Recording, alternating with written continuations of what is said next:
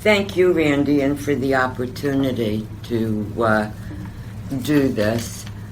People have asked me how I became engaged or why I became engaged. And I've given that a lot of thought. I certainly, with a faith tradition, believe in tikkun olam, which is repairing the world. And I know that whatever I do can't do it all.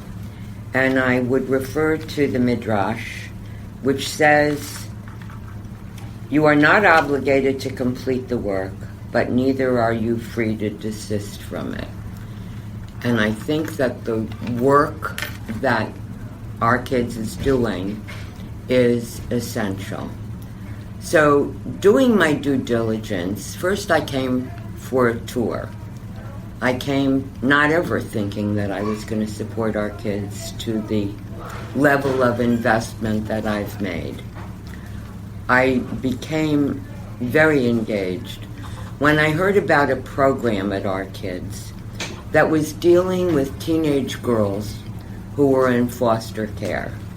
For many years, I've always been concerned about what happens with children who age out. And I realized that my focus was really wrong. And the more I started to investigate, the more shocking I found, other than the stories that I had heard about all of the experiences that foster children, even in the best of times, have that totally take away their self-esteem. It's almost a self-fulfilling prophecy for failure. But as I delved more into it, I realized it was more frightening than that. And I'd like to share a few statistics with you, knowing that you will want to join me in the work that our kids is doing. The worldwide statistics for suicide say that suicide has increased by 60% worldwide, and it predicts that those deaths will rise to 1.5 million per year by 2020. The worldwide statistics, of course, do not address the differences between suicides of foster children and suicides of other American children, but plenty of other studies have done exactly that.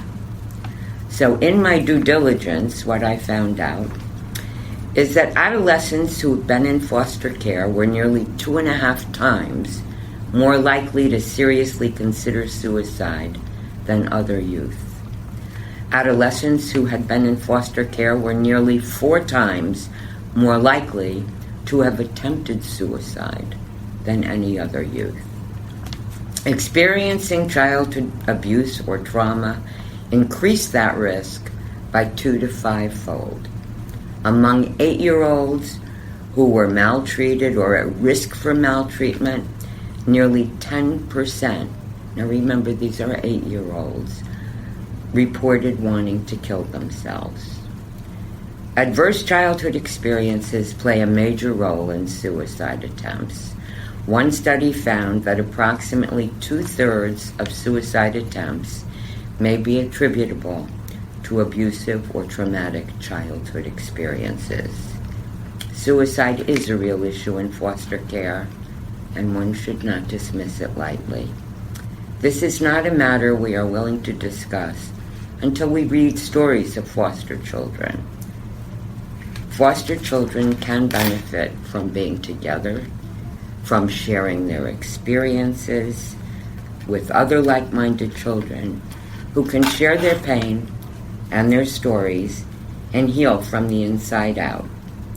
If more such programs existed and were led by foster alumni as they are at our kids, then this would aid them more of ridding themselves of the turmoil that can often become debilitating. There aren't venues other than our kids that I know of in New Haven that deal with that.